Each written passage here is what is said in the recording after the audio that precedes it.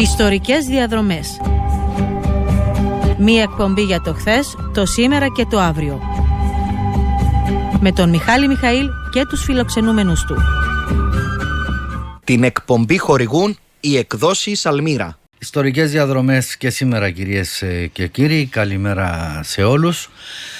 Είναι η πρώτη τελευταία εκπομπή της περίοδου αυτής και σήμερα θα δώσουμε συνέχεια, όπως είπαμε στην προηγούμενη εκπομπή, στην Άσσα, στο τι έγινε στην Άσσα το 1974.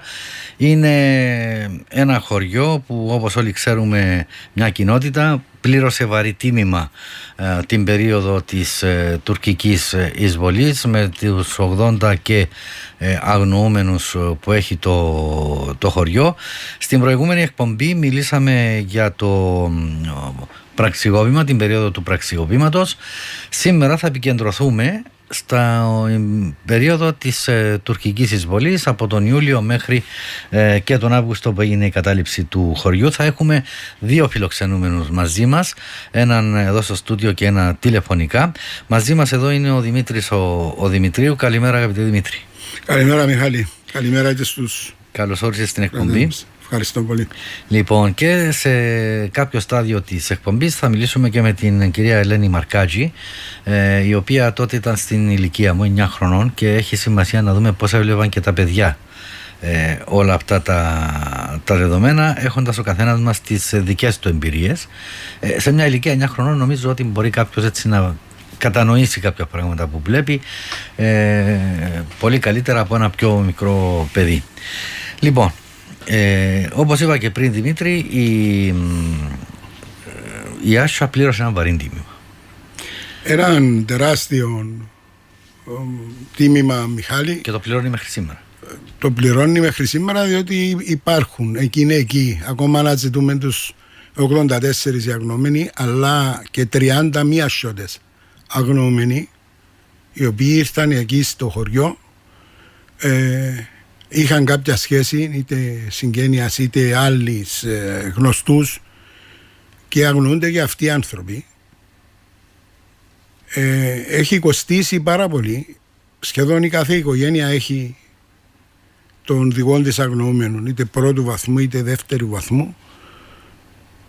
Και το μεγάλο, το ζόρι του κάθε ενός από εμάς είναι ότι δολοφονούσαν τους, επιροβολούσαν τους και πετάσαν τους μες στους λάκκους, και μετά το 96 τους εσήκωσα και μεταφερθήκα στο Σκυβαλότοπο, στο δίκο μου. Σήμερα είναι πάρκο με λεφτά της Ευρωπαϊκής Ένωσης. Εκεί ενωμένοι αντιδράσαμε όλοι οι Ασσότες και πήραμε ένα μεγάλο ψήφισμα τότε, το οποίο βοηθά και την Κυπριακή Δημοκρατία, για τους αγνοούμενους. Και μέχρι σήμερα απαιτούμε να ανοίξουν εκεί το Σκυβαλότοπο, το πάρκο, για να βρεθούν τα οστά.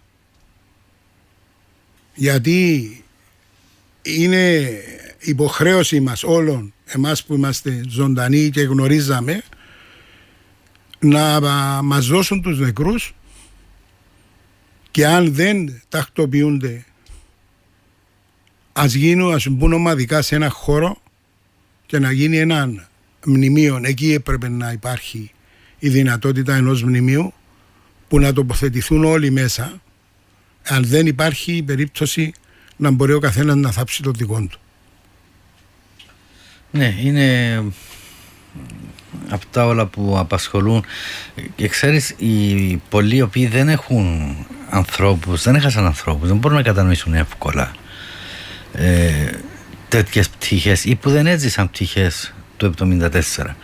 Μπορεί να το καταλαβαίνουν, να το κατανοούν, αλλά δεν μπορούν να μπουν στο πετσί εκείνου του ανθρώπου που έχασε δικό του, που αγνοείται δικός του, που ήταν εχμάλωτος κάποιος, και εσύ ήσουν και εχμάλωτος. Ναι, ναι. 15 χρόνια ήσουν τότε, 15, έτσι. ναι. Ναι. Λοιπόν, να πάρουμε τα πράγματα από την αρχή. Πολύ ευχαρίστω. Υπάρχει έτσι μια τάση να μιλούμε μόνο για το 20 και μετά. Εγώ θα σας πάρω λίγο στις 15. στο πραξικόπημα, διότι είχες την δική σου περιπέτεια εκεί. Πες μας έτσι συνοπτικά και μετά θα μπούμε στο θέμα. Στις 15 του Ιούλη εργάζομαι βάζαμε σωλήνες από την Κιθρέα προς μια μιλιά. Είμαστε μαθητές, ήμουν μαζί και με τον Χαράλαμπο Χαραλάμπους, ένα χρόνο πιο μεγάλος με ο Χαραλάμπος, και όταν είδαμε ότι έβγαιναν καπνοί από Λευκοσία και περνούσα φορτηγά από τους λοκάτζιες, υπήρχε ένα λάντροβερ από ασιώτες εκεί που εργάζονταν και μπήκαν μέσα και εφία. Ευτυχώς έπαιρναν ο πατέρας του Χαραλάμπου που είχε φορτηγό, μπήκαμε και εμείς μέσα στο φορτηγό και οδεύσαμε από την νέο δρόμο Λευκοσίας Αμοχώστου και σταματήσαμε μας σε κάποιους ευκαλύπτους εκεί που υπήρχαν και ορίετουν ο αξιωματικός εκεί, απειλούσε, ύβριζε μας χωρίς να κάναμε τίποτα, απλά είμαστε σε ένα φορτηγό και παίρνουμε στα σπίτια μας. Ο Μισέλης, ο πατέρας του, ο οποίος είναι αγνοούμενος ο Μισέλης. Ο αξιωματικός ήταν Ελλαδίτης. Ελλαδίτης, ναι. Ορίε του.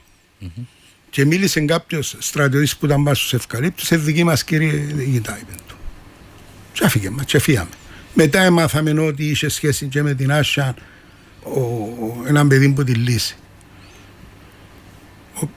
Και πήγαμε δεξιά και βγήκαμε αγκαστήνα, επήραν όλους. Είχαν και Τουρκοκύπριους πάνω στο φορτηγό και Ελληνοκύπριους, επήραν τους ούλους και απαλάβα και πήγαμε στο χωριό μας. Πήγα εγώ, τρέξα πια στο σπίτι μας, και ρώτησα μάλλον αν ήρθε ο πατέρας μου και ο θείος μου, οι οποίοι δουλεύαν στην Λεωφόρο Στασίνου, εκεί που είναι το ταξίν Κυριάκος, που έγιναν, πρέπει να ο σκέψη μου ήταν η αρχιεπισκοπή. Ναι.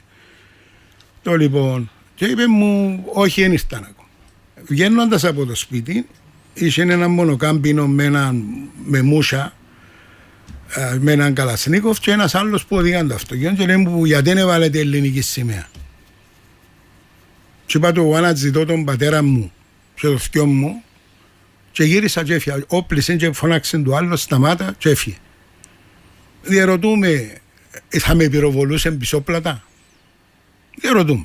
Είναι κάτι που ακόμα στη σκέψη μου είναι έντονο.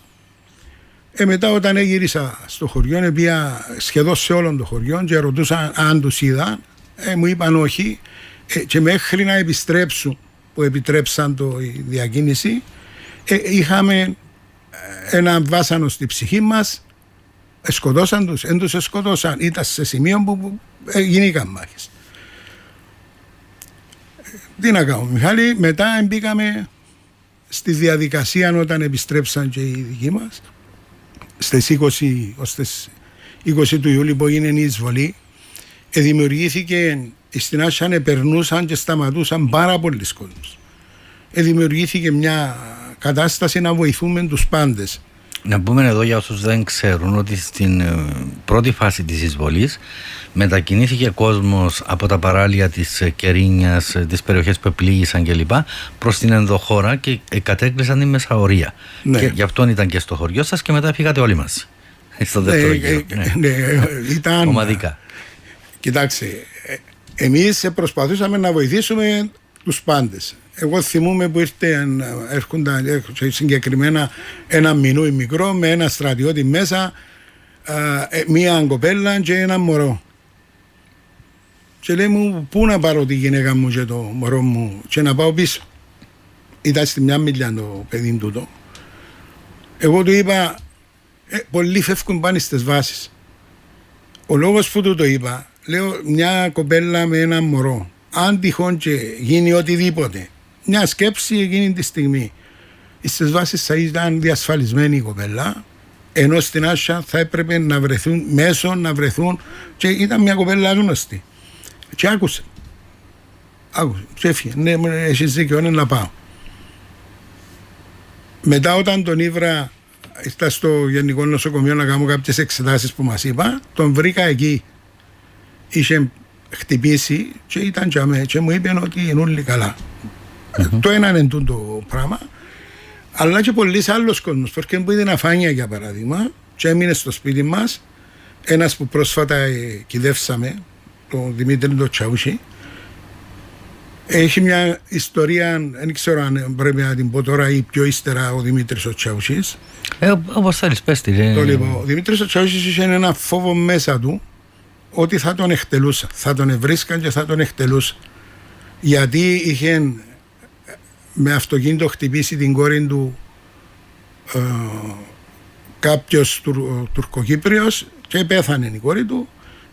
Του Τουρκοκύπριου η κόρη ή του Τσαούσι? Όχι, του Τσαούσι ήταν Ελληνοκύπρια. Απλά της εκτύπησε με αυτοκίνητο της σχήμα. Και εφοάτουν ότι να θεωρούν ότι εγώ τον σκότωσα και δεν τον σκότωσα εγώ. Σκότωσαν τον Τούρκο. Ναι. Συνελήφθη μετά και ακολούθησε μια άλλη διαδικασία. Για πότε μιλούμε τώρα έτσι χρονικά? Το 1974 μιλούμε. Το 1974 ήταν προηγήθηκε το accident. Και μου είπε ο αδερφός μου όταν τους είχαν εγκλωβισμένους σε ένα σπίτι ότι ήρθαν Τουρκοκύπροι και αναζητούσαν το Τσαούσι, το Δημήτρη το Τσαούσι. Και είπαν τους κάποιος έδαμε, συλλάβαν το και από τότε αγνοεί του. Ευρέθηκε πρόσφατα και θαύτουσαν τον στη Μοσφιλωτή. Απλά είναι ένα από τα γεγονότα ότι εκείνος ο άνθρωπος χωρίς να σκοτώσει επίε θύμα καθαρά. Επίε θύμα. Υπάρχουν και πολλές άλλες περιπτώσεις. Γι' αυτό κάνω έκκληση προς όλους τους ασιώτες που γνωρίζουν που είναι και θαμμένος εκείνος ο Τουρκοκύπριος. Ας μιλήσουμε. Και εμείς θέλουμε να μας δώσουν πληροφορίες για όσους Ελληνοκύπριους αγνοούμενους υπάρχουν και δεν έχουμε πληροφορίες. Ακριβώς, τούτο μου πρέπει να κατανοήσουμε. Μπορεί να δώσεις πληροφορίες στη ΔΕΑ ανώνυμα. Το δέχονται. Δηλαδή δεν θα σε στιγματίσουν ήρθε ο Δημήτρης και είπε μας το πράγμα. Άρα δεν έχει να αποδειχθείς τίποτε. Από την άλλη, το να δώσεις πληροφορία για αγνοούμενους είναι ένα ανθρωπιστικό έργο. Βεβαίως. Είναι υποχρέωση για μένα όλων όσους γνωρίζουν να δώσουν. Λοιπόν, κάνει ένα εξαιρετικό έργο η Σαβικιούλ, η Γουλουτάρ, η Τουρκοκύπρια, ο Μιχάλης ο Γιάνγκου, που ήταν και προχθές στην εκπομπή του Νεόφιτου, και διάφοροι άλλοι, μαζί με τη ΔΕΑ. Κάνουν ένα σημαντικό έργο. Χρειάζονται πληροφορίες. Και είναι συγκοινωνούν τα δοχεία. Όταν δώσεις πληροφορίες, σου δίνουν πληροφορίες. Άρα, πολύ σωστά το έθεσες. Όσοι γνωρίζουν για αυτό είναι τη συγκεκριμένη, και από ό,τι ξέρω, δεν θα σε ρωτήσουν ποιος τον σκότωσε, γιατί τον σκότωσε. Δεν τους ενδιαφέρουν αυτά. Τον ενδιαφέρουν να βρουν τα οστά. Αυτό ενδιαφέρει τη ΔΕΑ. Λοιπόν, είναι, επαναλαμβάνω, συγκοινωνούν τα δοχεία. Και εγώ έτσι πιστεύω, Μιχάλη, και είναι υποχρέωση. Έτσι το θέτω, ότι όποιος γνωρίζει να δώσει πληροφορίες ανώνυμα για να μην νιώθει ότι να τον στιγματίσουν ή οτιδήποτε, για να δώσουμε την ευκαιρία, όπως θέλουμε εμείς να κυλεύσουμε τους δικούς μας σωστά, και οι υπόλοιποι θέλουν. Σίγουρα. Αυτοί έχουν μεγάλο αριθμό αγνοούμενων από το 1964, όπως έχουμε και εμείς έναν αριθμό από το 1964. Πρέπει να σταματήσει κάποια στιγμή αυτό το μαρτύριο. Βέβαια. Είναι μαρτύριο, όντως. Διότι δεν ξέρεις που είναι, ρε παιδί μου. Εντάξει, κατανοείς ότι είναι νεκρός πλέον, το ξέρεις, αλλά διαφορετικό είναι όπως πεθαίνει κάποιος και λέει άσε μέχρι να το θάψουν και να ησυχάσουν τα πράγματα. Είναι το ίδιο πράγμα. Συνειδητοποιάς ότι τέλειωσε. Ναι. Ότι έθαψες το δικό σου και έθαψες το με σωστόν τρόπο, σαν ψυχολογία και του ανθρώπου. Ναι. Πρέπει να βοηθήσουμε όλοι να τελειώνουν και τούτον τότε ανώνυμα δέχονται. Νομίζω εν καιρός προς όλους να δώσουμε ό,τι καλύτερο. Έτσι. Λοιπόν, η κατάσταση στο χωριό της ημέρας του πραξιώματος? Δύσκολη, Μιχάλη. Με τα όπλα να γυρίζουν, τις γειτονιές να γυρίζουν παντού, να απειλούν, να φωνάζουν. Ανθρώποι οι οποίοι τις προηγούμενες ημέρες ή θα πάμε πιο πίσω ήταν της γειτονιάς σου, ήταν το παρακάτω οικογένεια, συγγενείς ή οτιδήποτε, ξαφνικά να γίνονται άλλοι άνθρωποι. Η δύναμη ενός όπλου, όταν ξεπεράσει τη δύναμη του μυαλού του ανθρώπου, η δύναμη του μυαλού είναι που μέσα η συνείδηση, είναι η αξιοπρέπεια, πολλά πράγματα, γίνεται χτινοδία για μένα. Δεν μπορεί ένας άνθρωπος νοήμων να ξεκινά να απειλά παππούδες για όνομα του Θεού. Πού επίενε η ποιότητα του κάθε ανθρώπου, γιατί έπιανε έναν όπλο. Και πιάσαν όπλα και κάτω των 18 άτομα, τα οποία στην πάροδο του χρόνου ευρέθηκαν να είναι υπαλλήλοι τραπεζών, κυβερνητικών γραφείων, γιατί εκεί ελέγχονταν πλέον. Για να μην μιλήσω. Το ξαναείπα εγώ και το έγραψα συνειδητά. Αυτοί οι άνθρωποι, όταν τέλειωνε ο πόλεμο και είχαν και δικούς τους αγνοούμενους και είχαν και δικούς τους ανθρώπους οι οποίοι σκοτωθήκαν, ίσως να μιλούσαν πολλά πιο εύκολα για το τι προκάλεσε. Αυτοί όμως που τους εφανατίσαν, τους έδωσαν ό,τι χειρότερο στη ψυχή τους, να βλέπουν τον αδερφόν του, να βλέπουν τον ξάδερφόν του και να τον μισούν, εκείνοι είναι οι δολοφόνοι. Σίγουρα είναι η ηθική αυτούργη. Λοιπόν, ο Μισέλης, ο οδηγός του φορτηγού που είναι αγνοούμενος, λέει, είναι ο σύζυγος της Θεοδόρας από την Άσσα, λέει, η Μάρα από την Εγκλαντζά. Μάλιστα, σωστό. Λοιπόν, στο 2250, κυρίες και κύριοι, μπορείτε να στέλνετε τα μηνύματα σας. Βάλε ακουστικά, Δημήτρη, να έχουμε στη γραμμή την Ελένη την Μαρκάτσι, να μας πει έτσι την δική της την εμπειρία. Αγαπητή Ελένη, καλημέρα. Καλημέρα σας, καλημέρα. Καλημέρα Ελένη, καλημέρα. Σε άκουα πολύ προσεκτικά και πραγματικά οι μαρτυρίες σου είναι συγκλονιστικές και για το θέμα των αγνοωμένων μιλούμε για μια τραγική κατάσταση που εξακολουθεί να υπάρχει, ίσως να είναι η χειρότερη ψυχή αυτής της τραγωδίας. Οι συγγενείς ακόμα αναζητούν κοκκαλάκια των δικών τους και παρά το ότι γίνεται προσπάθεια από ό,τι αντιλαμβάνομαι, το πρόβλημα εξακολουθεί να υπάρχει, να το ζουν οι συγγενείς, να μην έχουν κάνει κανονικές κηδείες στους ανθρώπους τους και εμείς ακόμα να περιμένουμε ένα συγγνώμη από τους υπέτειους και από τους ηθικούς αυτούργους και οι περισσότεροι να έχουν αποστρασιθεί και να ζητούν και τα ρεύματα. Ακριβώς αυτό είναι ένα σημείο το οποίο πρέπει να το προσέξουμε, αντί τουλάχιστον να σιωπήσουν, βγαίνουν σήμερα και το παίζουν και πατριώτες, το παίζουν και κριτές απέναντι στους άλλους.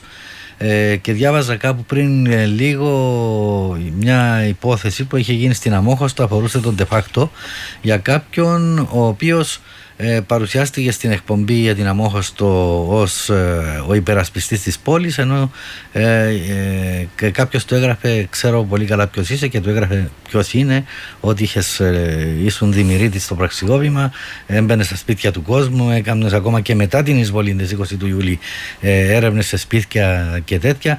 Δηλαδή προσπαθούν να ενδυθούν ένα φωτοστέφανο και να μας πούν δοξάστε μας, γιατί εμείς γλιτώσαμε την Κύπρο. Τους έχουν ξεπλύνει, Μιχάλη μου, δυστυχώς.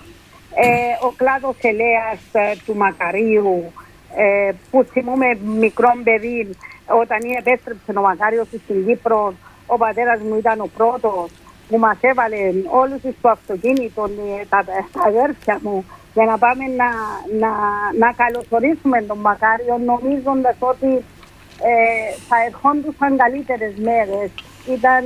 Ήταν ένας αέρας αισιοδοξίας, τέλος πάντων, η επιστροφή του Μακαρίου, και εκεί ο Μακάριος μας έδωσε πλάτων ελέας. Εγώ δεν πολύ καταλάβαινα, όμως τότε 9 χρονών ήμουν, όμως αντιλήφθηκα ότι στην ουσία εξέπλυνε όλο αυτό το έγκλημα και δεν υπήρχε τιμωρία. Και ακόμα και σήμερα ζούμε την κατάσταση η Κύπρος να υποφέρει από από άγνοια, λύση και ατιμωρησία. Τέλος πάντων... Πες μας λίγο έτσι τι θυμάσαι σε μια ηλικία 9 χρόνων, όπως είπα και στην αρχή. Είναι σημαντικό το να μιλά κάποιος που ήταν σε μια ηλικία μικρή, αλλά καταλάβαινε πάνω κάτω το τι γίνονταν γύρω του. Βεβαίως. Όπως είπαμε, ήμουν 9 χρονών. Ό,τι θα πω είναι αυτά που βίωσα εγώ σαν παιδί με τα μάτια ενός παιδιού. Να πάμε πίσω στο πραξικόπημα. Θυμούμε ότι μόλις ακούσαμε για την ανακοίνωση του πραξικοπήματος, η μητέρα μου ήταν καταρακωμένη, δεν σε γνώριζε τη φορά που θα ερχόταν, έκλαιγε και θυμούμε συγκεκριμένα.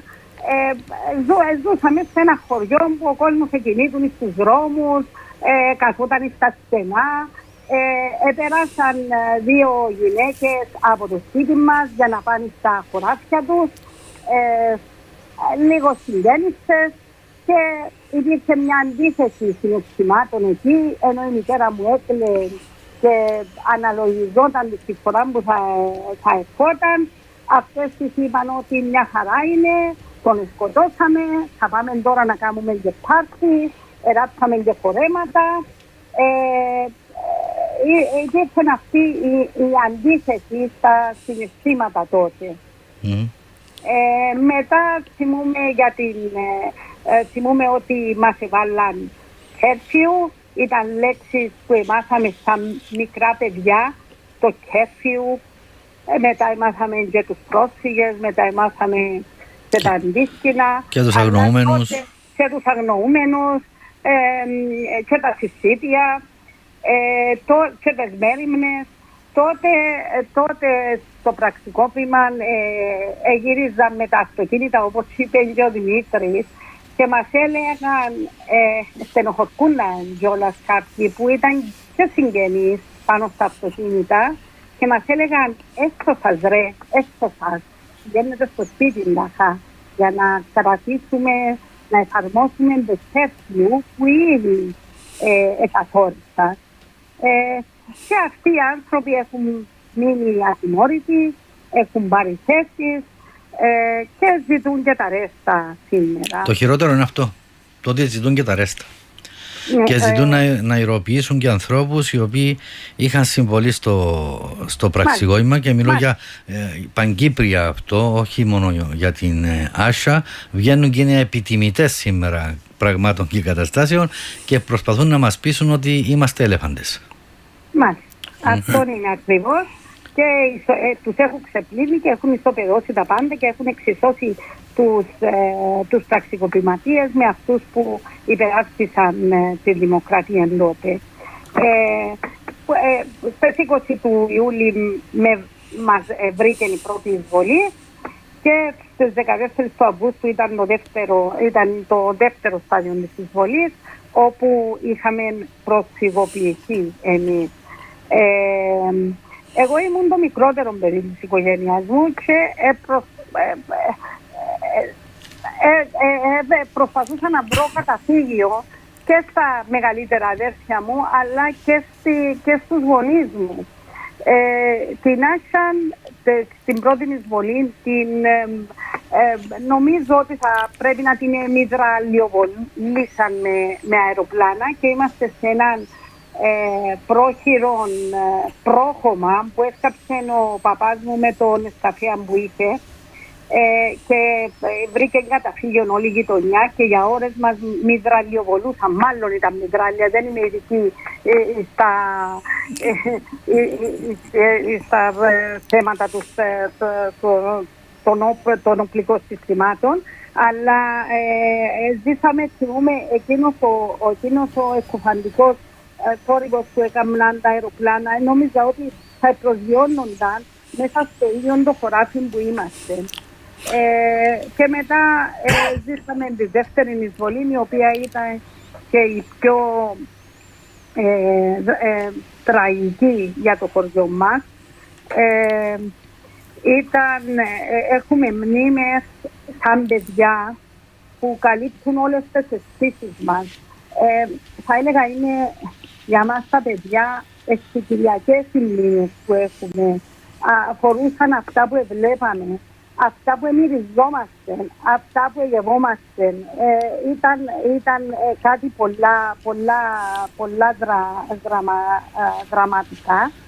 Και το χειρότερο που νιώθω σήμερα, είμαι 59 χρονών σήμερα, το χειρότερο που νιώθω σήμερα είναι, ενώ θυμούμαι εγώ την εισβολή και το πρακτικό βήμα, το έζησα, οι αυτές οι αναμνήσεις που έχω και έχουμε οι μεγαλύτεροι, κινδυνεύουν να εκλείψουν. Αυτό είναι το χειρότερο που σκέφτομαι. Δηλαδή, μόλις φύγει η δική μου γενιά, θα έχει κανένα να διηγείται πρώτο χέρι τι έγινε. Και τούτον το πράγμα, όταν επέλθει πλέον η άγνοια και η λύση, άσχημο για τον τόπο μας. Η τελευταία γενιά που έχει μνήμες είναι η δική μας. Μάλιστα, αυτό σκέφτομαι. Αυτό σκέφτομαι. Και αυτό με ανησυχεί εμένα πολύ. Είναι τούτο που είπα σαν κύριο, ότι κινδυνεύουν να εκλείψουν οι μνήμες αυτές, οι αναμνήσεις αυτές, που μεγάλων κακό. Θυμούμαι στις 14 του Αυγούστου εμβομβάρδισαν την Άσια πάρα πολύ άγρια και έσπασε και ο κλειός της μιας μιλιάς, όπως ακούαμε, είχαμε ένα ραδιοφωνάκι στο καταφύγιο που είμαστε όλοι οι γείτονες και έλεγε οι μέτερε δυνάμεις μας, το θυμούμε, ήμουν 9 χρόνια, αλλά θυμούμε το σήμερα, οι μέτερε δυνάμεις μας παλεύουν στεναρά στη μια μιλιά, η γραμμή είχε σπάσει. Ενώ οι Τούρκοι ήταν στο πόρτι της Άσιας.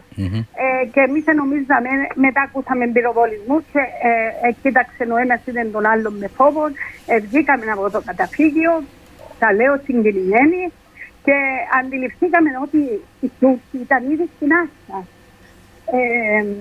Ο παπάς μου, τον πιστώνω με την ψυχραιμία που έδειξε τότε, έτρεξε σπίτι, άνοιξε το καράσι, είχε φορτηγό ο παπάς μου, άνοιξε το καράσι του φορτηγού. Θυμόμαι ο μεγαλύτερος αδερφός μου φώναζε στον παπά μου, πιάσε το μικρό αυτοκίνητο, τον παπά που τρέχει. Έχει ταχύτητα για να διαπλήσουμε. Και ο παπάς μου δεν το απάντησε, άνοιξε το καράσι, έβγαλε το φορτηγό έξω και μπήκε φουριόζος μέσα στο σπίτι, άρπαξε κάμποσα σκεπάσματα και μαξιλάρια από το κρεβάτι.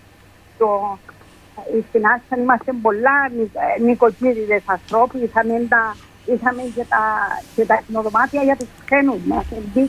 Μπήκε στο υπνοδωμάτιο των ξένων που ήταν έτσι ωραία σχολισμένο με τα κεντριμένα της Άσιας από τη μάμα μου. Τα άρπαξε και τα έριξε μέσα στο φορτηγό. Προς απογοήτευση τότε της μάμας μου, γιατί θα τις καλέρωνε. Τα έριξε μέσα στο φορτηγό. Επετάχθηκαν όλοι οι γείτονες. Έχουν 30 άτομα μέσα στην τάσα του φορτηγού και ξεκινήσαμε να φεύγουμε. Ο παπάς μου αντί να φεύγει προς τον κύριο δρόμο για τις βάσεις, γιατί όλοι υπήρχε ένα μήνυμα στον αέρα να πάμε όλοι στις βάσεις. Εκεί θα ήταν η ασφάλεια μας, οι βάσεις των Εγγλέζων. Εκεί που όλοι κατευθύνονταν προς τον κύριο δρόμο Λευκωσίας προς Αμόχωστο, ο παπάς μου προσπάθησε να μπει στο κέντρο Λευκωσίας. Εκεί θα μάζευε τον παππού μου, τον παπά Ηλία, και τη γιαγιά μου την παπαδιά και τη θεία μου, και για να τους βοηθήσει να διαφύγουν και εκείνοι που το χωριό. Και ενώ πήγαινε στην αντίθετη ροή, υπήρχαν τα αυτοκίνητα που ευκόντουσαν από την κεντρική πλατεία και είπαν του παπά μου, φύγε, γιατί είναι τα τάγκς έξω από το σπίτι του πεθερού σου. Που επομένως έκαμε στροφή με δυσκολία με το φορτηγό και φύγαμε χωρίς τον παπά Ηλιά και τη γιαγιά. Μέχρι σήμερα η μαμά μου το φέρει βαρέω. Πήγαμε στο δασάκι της Άχνας. Στη διαδρομή θυμούμε πετάχτηκε και ένα στρατιώτη στο φορτηγό του ζήτησε ο παπάς μου να βγάλει το στρατιωτικό το πουκάμισο, γιατί εκινδύνευαν όλοι που είμαστε μέσα στο φορτηγό. Οι Τούρκοι μέχρι εκείνη την ώρα δεν επήραξαν κανέναν.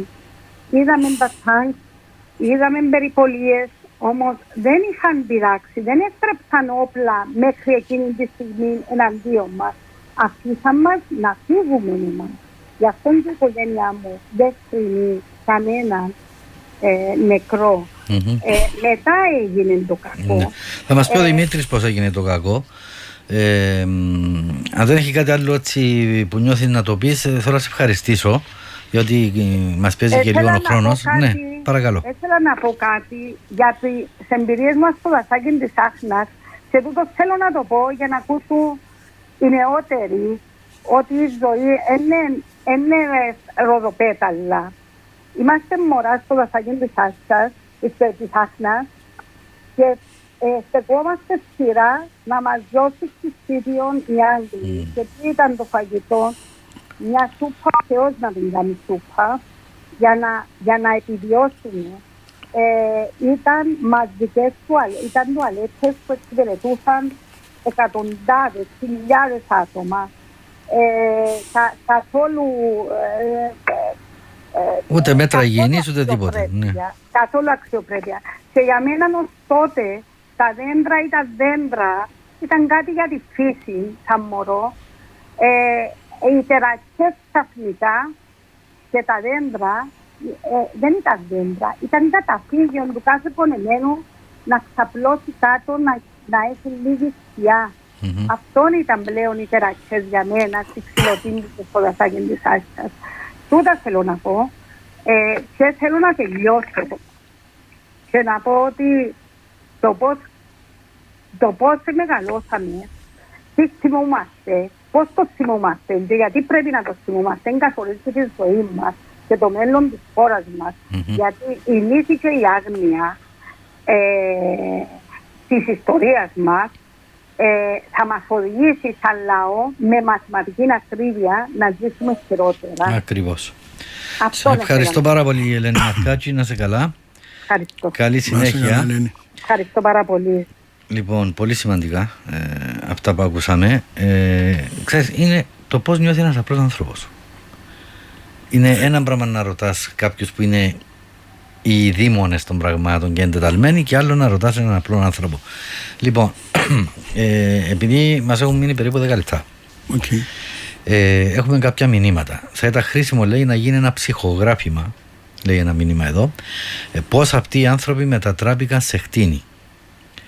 Αυτά τα δηλητηριασμένα μυαλά δυστυχώς μεταφέρουν το δηλητήριο στις επόμενες γενιές τους και το παραμύθι για ένωση με την Ελλάδα συνεχίζεται.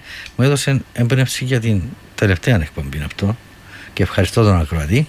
Λοιπόν, δυστυχώς από τότε έτσι και τώρα υπήρχαν και υπάρχουν λύκοι και αρνιά. Ο μόνος τρόπος για να σωθούμε είναι να αναλάβουν δράση οι σκύλοι, με την καλή έννοια, λέει. Νοήμονες άνθρωποι, είναι καιρός να ξεσηκωθούμε. Καλή συνέχεια, λέει. Η ρίζα του κακού είναι η αυταπάτη για ένωση με την Ελλάδα. Ακόμη είμαστε εγκλωβισμένοι σε αυτό. Η Ελλάδα πρέπει να το ξεκαθαρίσει. Μα το έχει ξεκαθαρίσει πολλές φορές η Ελλάδα. Εμείς δεν το ακούμε. Συγχαρητήρια, λέει, για την εκπομπή. Ο Γιώργος Αντωνίου. Έχω μια απορία. Καταλαβαίνω ότι ήταν όλα εξ απρόπτου που έγιναν, λέει, το 1974, αλλά από την πρώτη εισβολή και μετά την δεύτερη, τι έκαναν ο στρατός? Επειδή πέρασαν κάποιες μέρες με την δεύτερη εισβολή, περιμέναμε να γίνει, με την πρώτη εισβολή, περιμέναμε να γίνει και η δεύτερη, λέει, χωρίς να δράσουμε. Είναι απορία. Και έναν άλλο, το έγκλημα της Άσιας, και εδώ θέλω την άποψή σου, έγινε μετά το έγκλημα της Τόχνης, λέει, που σκότωσαν τους Τουρκοκύπριους, λέει ο Ανδρέας, ο διοικητής. Και ακριβώς θέλω να σε ρωτήσω πόσο σχετίζεται αυτή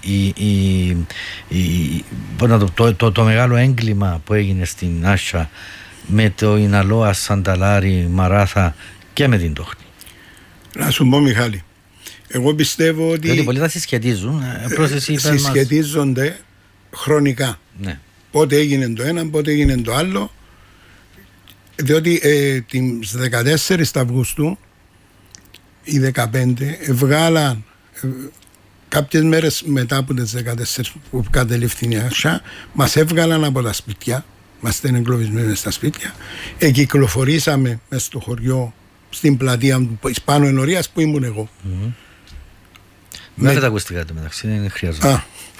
Μετά που πήγαμε στις 21 του μήνα, μας εξαναβγάλαν, μας έδεσαν, επέλεγαν ποιο άτομα ήταν, μας έδεσαν στο καφενείο του Αντρέη, του πάνω όπως ήταν το παλιό, μας έβαλαν και καθούμαστε εκεί και έκαναν καθάριση μου μέσα στα σπίτια και έρχονταν, κρατούσαν κάποιους εκεί, τους άλλους τους έπαιρναν προς την κάτω ενορία.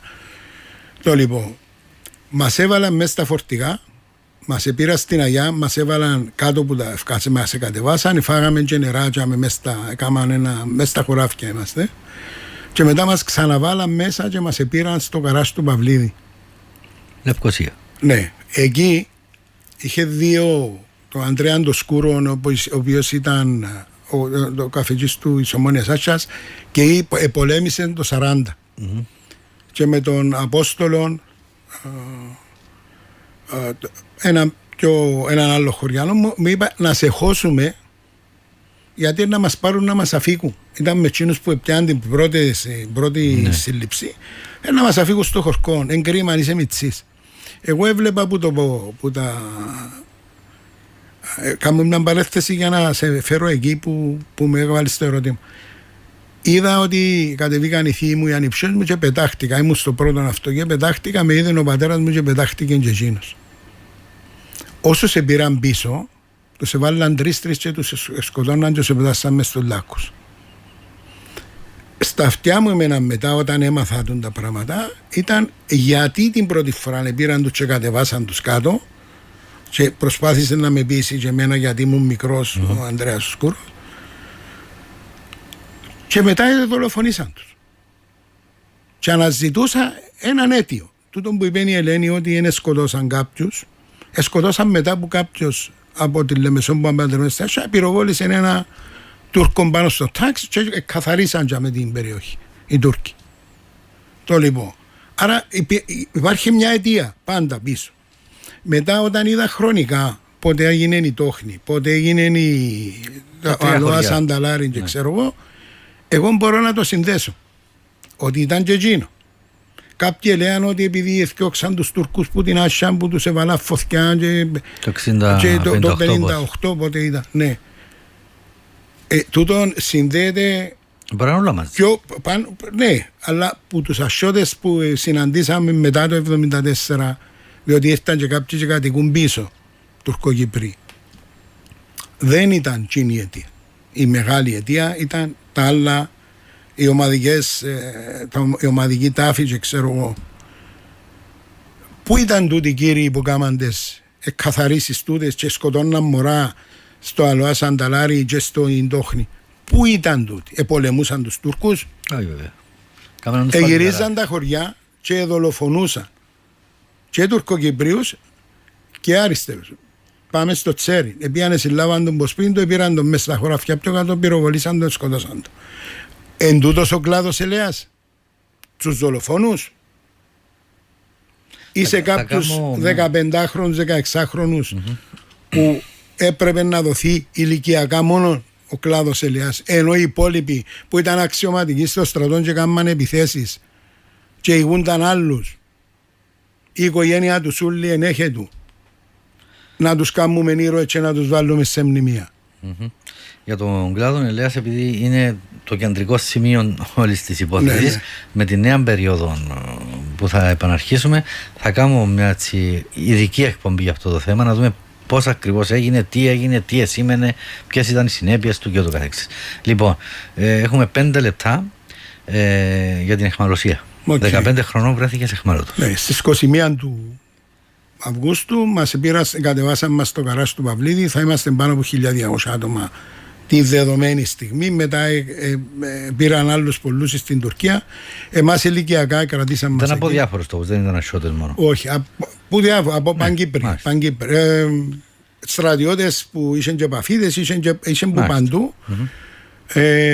Καρπασίαν ήρθαν μετά, όταν πήραν τους στην Τουρκία, έφεραν την Καρπασίαν πάρα πολύ κόσμο από εκεί. Την πρώτη μέρα που μας κατεβάσαν από τα φορτηγά που πήγαμε εκεί, επέμενε είχε κάποιον Τουρκοκύπρο ανακριτή για μέ και λένε πόσο χρόνο είσαι. Είπα του εγώ 15. Αν είσαι σου το 15, λαλή μου, είμαι 13. Και το κάνω την ταυτότητα μου, και εσύ παλιές η ταυτότητα. Έχεις έντι και πέταξε έντι. Και λαλή μου, είναι ο στρατιώτης στον Καραουλό. Και λέω του, όχι, είμαι 15 χρονών. Έφαγα καμιά 10 κλωτσές πας στα γόνατα, και 3 πάτσους. Δηλαδή μου πέ μου που είσαι ο στρατιώτης, λέω του, δεν είμαι στρατιώτης. Και ευτυχώς ήταν ο θκιός μου πίσω και λέει του, δεν ήταν. Δεν ήταν, λέει του, είναι η ηλικία του που σου είπε, δεν την ταυτότητα. Και άφηκε με και μπήκαμε μέσα. Εκεί ήταν μια δύσκολη περίπτωση. Έναν γκαράζ, παλιό γκαράζ, ήταν αίθουσα σχολείου. Κάτσαμε εκεί, δεν είχαμε τίποτε. Μετά ήρθαν και φέραμε μια μπατανία και βάλαμε τη χαμέ και κοιμούμαστε. Το φαΐν ήταν το τελευταίο που σκεφτούμαστε βασικά. Ήταν ελάχιστο, δεν ήταν πολύ, αλλά η έννοια μας ήταν η οικογένεια μας. Περάσαμε. Εκεί είδα ανθρώπους οι οποίοι χάσαν πάθα ψυχολογικά και ευτυχώς που είμαστε αρκετοί και μεγάλοι και μικροί ασιώτες και προσπαθήσαμε και κρατήσαμε τους σε έναν επίπεδο προστασίας βασικά. Μετά που έφυγαν οι μεγάλοι, μετακινήσαν μας, Μιχάλη, πήραν μας στην Παλέστρα, ήταν ένας χώρος στην Ομορφή, ήταν επία μετά το 1974 και ήβρα όλους τους χώρους, όπου είχε τετράγωνα και κάμαν πάλι πάνω και κερκίδες. Εκεί βράμε έναν εξαιρετικά καλό Τουρκοκύπριο στην είσοδο και έλεγε μας ότι χρειαστείτε, πέτε μου. Όταν βάλαμε μια ένεση κάποιου χωριανού μας και έβλεπε, βοηθούσαμε το, έφερνε και σε καπακλίν ποτούν το φαΐν και διάν ο άνθρωπος του τός. Τελικά όταν ελευθερωθήκαμε και ανοίξαν η διαχωριστική γραμμή, ετιμήσαν τούτον ήταν λοχείας της αστυνομίας. Ετιμήσαν τον αρκετοί εχμαλώτοι που τους εγκλήτωσαν από πολλά πράγματα. Απλά κάνω μια παρένθεση. Μετά που για μένα μας πήραν στο Σεράγιο, όπου βλέπαμε, ήμουν πάνω στην είσοδο του Σεράγιου. Άλλοι ήταν κάτω, είχε υπόγεια πιο κάτω. Και βλέπαμε που παίρναμε μια λαμαρίνα φαΐ κάπου. Και ήρθα σύν του Ερυθρού Σταυρού, κάποιοι και αμέ και ρωτούσα και είπε μας ένας παππούς επέθανε από την περιστερώνα της Μόρφου, με μιλήσει κανένας σας. Και είχαν οι Τουρκοκύπριοι που ξέραν αγγλικά και τούτος μίλησε του, ήταν Ελβετός, είπε του Παγλεμό Φρανσέ και είπε του ναι, ώσπου να βουρήσουν οι τούτοι να έρθουν πίσω, ευκάλαν 8 εχμαλώτους στρατιώτες οι οποίοι ήταν σε έναν υπόγειο πιο κάτω και φέραν τους, καταγράψαν τους και φέραν τους τον έναν εβάλαν τον μαζί μας, κάποιος Δημήτρης που του Μόρφου ήταν. Θυμούμε πόσο τρομοκρατημένοι ήταν και πόση κακοποίηση είχαν πάνω τους. Τους άλλους πήραν τους κάτω. Μετά από τζαμέ πήραν μας στο σταθμό του τρένου, ήταν οι αποθήκες στη Σκαιό, στη Νεάπολη. Από εκεί ελευθερωθήκαμε, αλλά 10 λεπτά πριν να μας φωνάξουν, φώναξε με ένας Τουρκοκύπρο και λέει μου, τον τώρα διότι άκουσε. Έβαλα το και ελάλεν ότι είναι να γίνει ανταλλαγή εχμαλώτου. Και πήρα του το και έδωκα. Εγώ διάδωσα το λίγο πολλά στους κοντινούς που ήταν για μέ. Και γίνηκε ένα, φέραν μας φαΐν να φάμε και δεν τρώγαν κανένας. Και θυμώσαν, εντάξει, επέρασε η ένταση. Ξύλων εφάν πολλοί οι στρατιώτες που ήταν, όσοι στρατιώτες ήταν επέρναν τους, εφά ξύλων πολλοί έρχονταν και ήταν τρομοκρατημένοι. Είχε μια λογική του ότι έκαναν τους ανάκριση που για μένα λογική, να κακοποιάσει είναι λογική, ναι. Απλά σκέφτηκα ότι επειδή στρατιώτες. Και μπήκαμε μέσα στα αλεωφορεία και φέραμε μας εμείς μεγάλη χαρά, βλέπαμε τον κόσμο και μπαίνουμε στην ξενοδοχειακή σχολή και κατεβαίνουμε με αλεωφορεία και κοπήκαν τα πόδια μας. Γιατί? Ήταν τα σέρκα σε ανάταση με φωτογραφίες, είδες το γιο μου, λέω το και συγκινούμε. Εκεί εγώ να δίσαμε. Ήταν ένα πράγμα πρωτόγνωρο. Και αμήν έμαθαμε εμείς τι είναι αγνοούμενοι. Και ότι αγνοούνται μωρά μεγάλοι. Μέχρι σήμερα ακόμα το βλέπω. Το νιώθω. Και γι' αυτό θα κάνω άλλη μια παράκληση. Όσοι ξέρετε για αγνοούμενους, είτε Τουρκοκύπριος, είτε Ελληνοκύπριος, είτε οποιασδήποτε φιλής, δώστε τις πληροφορίες σας. Λοιπόν, μετά ήταν άλλα πράγματα, Μιχάλη μου, επιβίωσης. Θα τα πούμε ξανά. Εγώ 25 του Σεπτέμβρη απολύθηκα, 18 του Οκτώβρη ο πατέρας μου. Θα πω έναν περιστατικό όταν ήρθε ο πατέρας μου και μαζευτήκαν οι χωριανοί του, το στρατό, δεν μπορούσαν της Πάφου ο πατέρας μου. Κλαίαν κάποιες γυναίκες και λέγαν του χάσετε τα ούλα και ξέρω εγώ και δεν τους σταματάτε τώρα σταματάτε την περιουσία μου. Και έδειξε μας εμάς, τα παιδιά του και την γυναίκα του και είπεν τους αν πάτε, έπαθεν το ίδιο πράγμα που έπαθα και εγώ, και κρατούνται οι φωτογραφίες και ζητούν τους τσίνοι που έχασα. Έχασα παιδιά, έχασα τους συζύγους τους, έχασα τη λειτουργία τους που δαμε και δεν ήταν που να κάνουν τούτοι οι άνθρωποι, οι συγγενείς των αγνωμένων. Ήταν τότε που ήταν εντελώς διαφορετικά πράγματα. Σήμερα λοιπόν, πριν να κλείσουμε κάποια μηνύματα, η γενιά μας ζει ένα τεράστιο τραύμα, μια πληγή ανοιχτή κάθε χρόνο αυτές τις μέρες, ανοίγει ξανά και ξανά και αιμορραγεί. Στη διοίκηση του καθενός μας διαπιστώνει κανείς πόσο πονάει ο λαός μας. Όντως η γενιά μας είναι η γενιά με τις τελευταίες αναμνήσεις. Πρέπει να μιλάμε, πρέπει να υπενθυμίζουμε και σε όσους τα έζησαν και στις νέες γενιές τι συνέβη τότε. Κανείς δεν πρέπει να ξεχάσει, τίποτε δεν πρέπει να ξεχαστεί. Είναι η Χριστάλλα η Καρόλου. Άλλο μήνυμα λέει να τα λέμε, να μαθαίνουν οι νέοι την προδοσία που έκαναν η Χούντα και τα εδώ ηλίθια χρήσιμα τσογλάνια της ΟΚΑΒΙΤΑ. Το πιο εσχρό λέει που προσπαθούν μετά από 50 χρόνια η διαστρέβλωση της ιστορίας, λέει ο Τάκης ο Τραχανάς. Καλημέρα. Την εκδοχή ότι οι κάτοικοι της Άσσιας την πλήρωσαν δυστυχώς για ένα ψευδοπαλίγαρο που πυροβόλησε Τούρκο στρατιώτη πάνω στο τάγκ. Την άκουσα και από άλλον ασιώτη, λέει. Η ΟΚΑΒ έδειξε το ποιόν της και στη λύση. Εγκατέλειψε το χωριό 3 μέρες πριν να έρθουν οι Τούρκοι χωρίς να πάνε να πολεμήσουν και σήμερα είναι πρωταγωνιστές στα μνημόσυνα, λέει. Και αυτό είναι αλήθεια. Και στη λύση ήταν το αρχηγείο της περιοχής. Ναι. Εκεί πήραν τους 3 που συλλάβαν από την Άσσο. Ναι. Λοιπόν, οι ιστορίες δεν τελειώνουν, αγαπητέ μου Δημήτρη. Θα έχουμε ευκαιρία και άλλες φορές να τα πούμε, να συνεχίσουμε αυτές τις ιστορίες, όχι για ανάξεση πληγών, αλλά για να μπορέσουμε να κατανοήσουμε τις πραγματικότητες του τι έγινε. Και με αυτόν τον τρόπο να αντιμετωπίσουμε όλη αυτή τη διαστρέβλωση που γίνεται τα τελευταία χρόνια, που προσπαθούν κάποιοι να αεροποιήσουν αυτούς οι οποίοι ευθύνονται για όλα αυτά, είτε στις τοπικές κοινωνίες είτε και ευρύτερα μέσα στην όλη κοινωνία. Γι' αυτό εδώ θα είμαστε, θα τα λέμε, επαναλαμβάνω, όχι για ανάξεση πληγών, αλλά για αποκατάσταση της ιστορικής αλήθειας και του τι έζησε τούτος ο λαός, που δυστυχώς ξεχνά. Πολύ σωστά.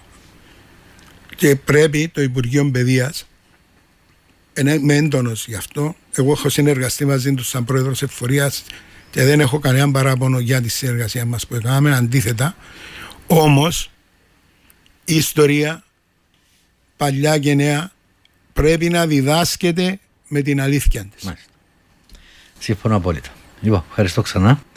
Και εγώ ευχαριστώ. Να είσαι καλά.